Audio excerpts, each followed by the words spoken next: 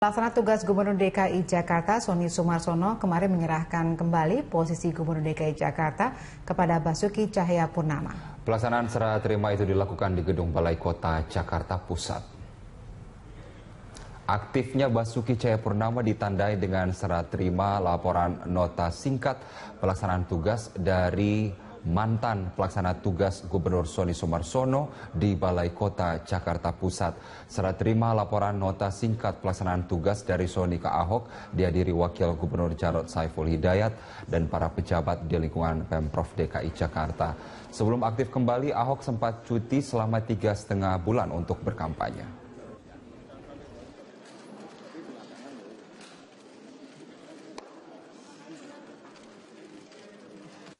Kan waktu transisi Pak Ahok ngasih catatan saya untuk nangani Bantar Gebang dan beberapa yang lainnya. Nah, saya beri catatan yang sudah saya kerjakan apa yang kira-kira perlu diteruskan, termasuk misalnya IRP, ya kan?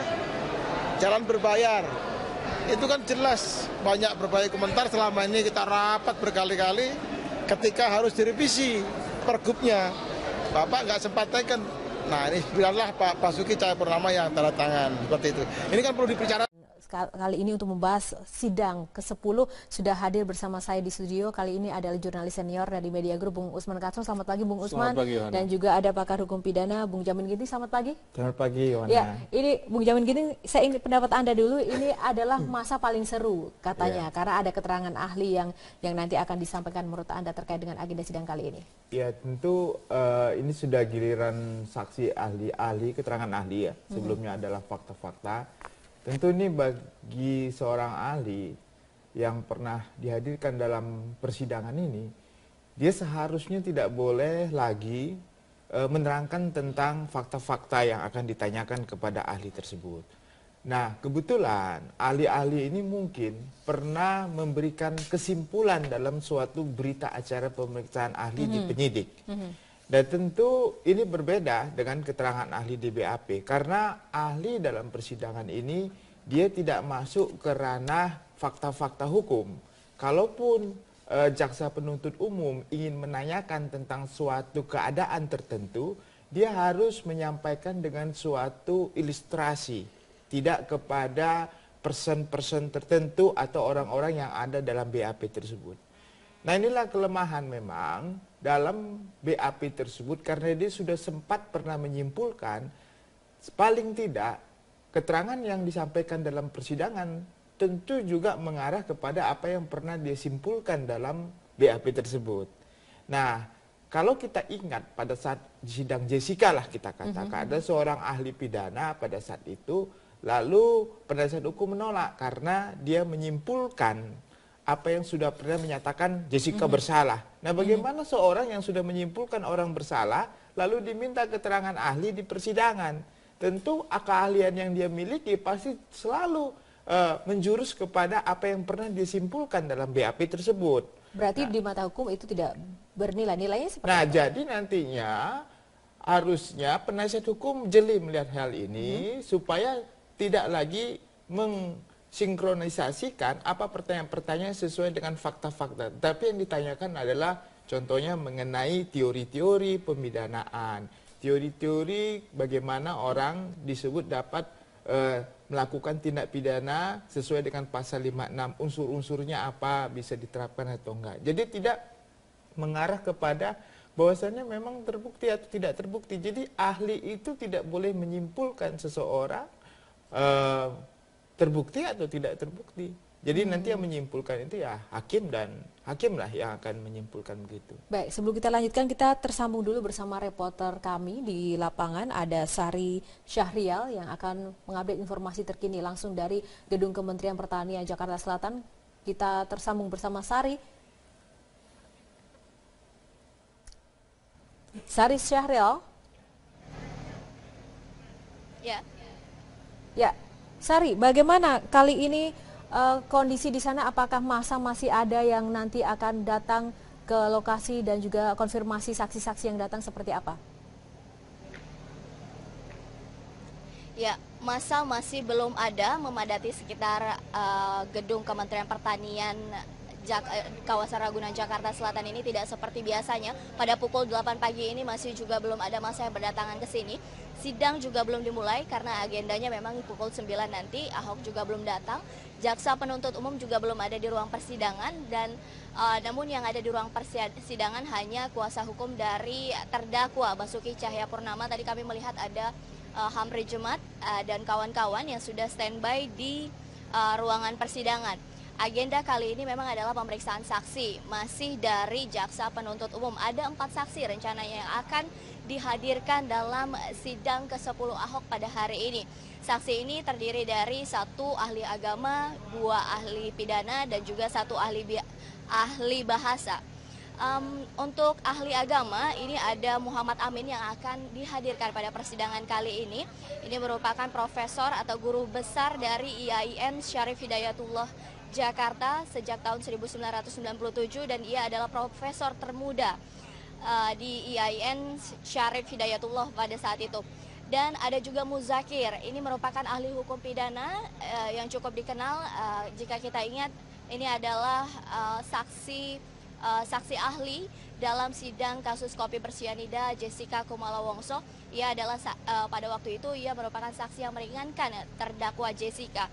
Dan selanjutnya ada Abdul Khair Ramadan yang juga menjadi saksi sebagai ahli hukum pidana, serta Mahyuni yang menjadi ahli bahasa.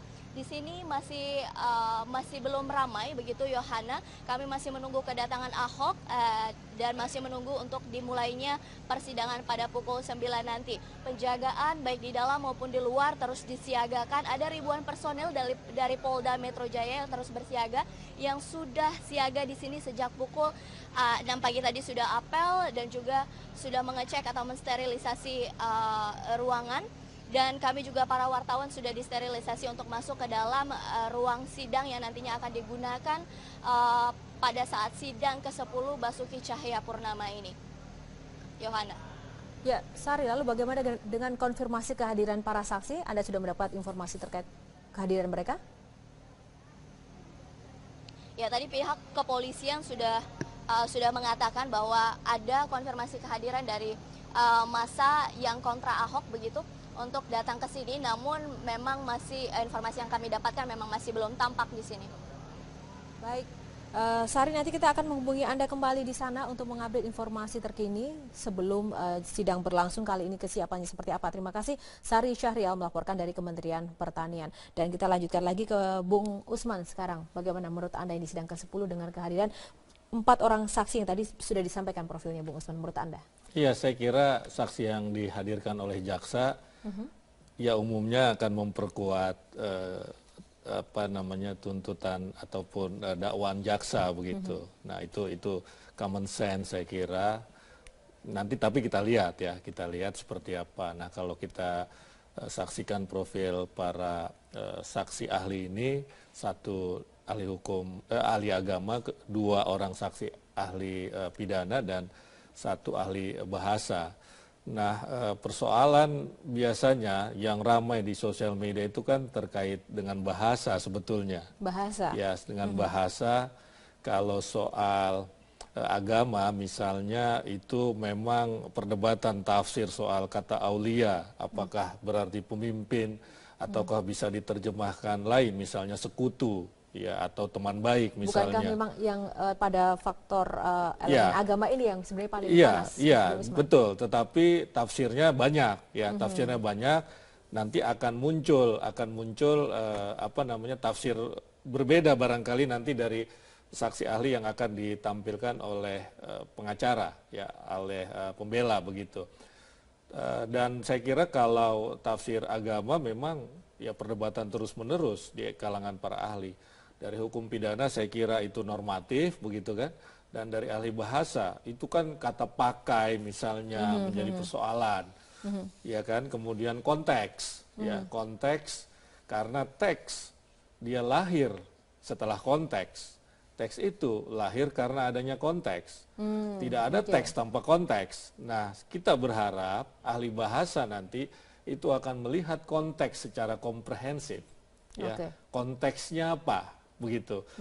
Kalau dengan konteks maka kita bisa menafsirkan teks. Tanpa konteks kita tidak bisa menafsirkan teks, termasuk sebetulnya teks agama. Ya, kalau agama tadi dibawa, teks agama dibawa ke konteks itu juga menarik. Kalau dalam Islam, dalam Al-Quran itu namanya asbabul nuzul, sebab-sebab turunnya Al-Quran begitu, satu ayat itu seperti apa. Itu menarik kalau dilihat dari sisi bahasa juga. Nah, mudah-mudahan juga ahli agama ini akan melihat konteks dari turunnya surat Al-Maidah ayat 51 itu seperti apa dan dihubungkan dengan ayat sebelumnya dan sesudahnya begitu. Itu cara menafsirkan